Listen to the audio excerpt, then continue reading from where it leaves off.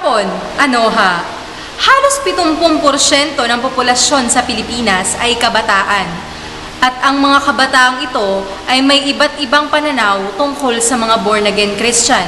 Makakasama natin mula sa Babuyan Island, si Kim Chow. Kim, pasok. Kim? Pakiabot naman. Salamat.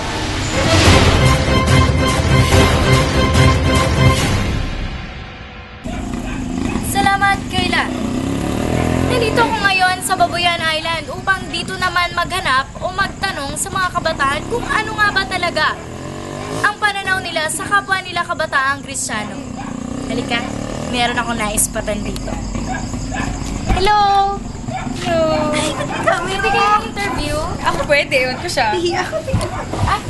Ay, bongga. Takbo! Yan.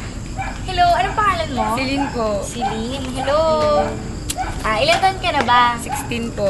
16. So, tamang-tama sa'yo itong mga tatanong ko. Umpisahan na natin agad sa ano ba para sa'yo kung ang tunay na kaibigan? Para sa akin, yung tunay na kaibigan, yung matatanggap ka kung sino ka, yung mga flaws mo, matatanggap niya. Tsaka laging andyan para sa'yo. Well, tunay na kaibigan ay isang kaibigan na hindi nang iwan no matter what. I mean, say may problema, say wala, say kasiyahan, or say wala. Kahit nakaupo lang kayo, as long as you're with that someone, friendship. That's it. Present ka ba lagi sa simbahan tuwing linggo? Hindi. Hindi. Hindi, kasi marami akong ginagawa. Para sa'yo, okay lang ba na may kaibigan ka na para simba? Oo, maganda naman yung kasi pare-pares din naman tayo siguro ng pinananampalatayaan at pinaniniwalaan. So, maganda rin naman na marami rin kaibigan na nagsisimba pala siguro.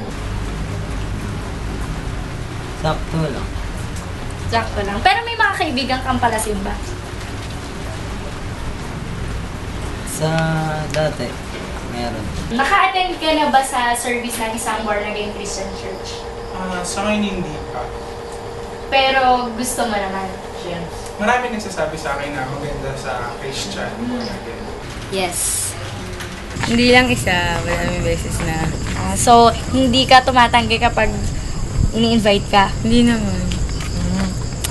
Masaya ka ba kapag meron kang kaibigan na palasimba? Oo naman. So, salamat! You're welcome. Salamat. Pwedeng bumati. Never mind, shy type ako. Sige, salamat. Ako po si Kim Chow, nag-uulat.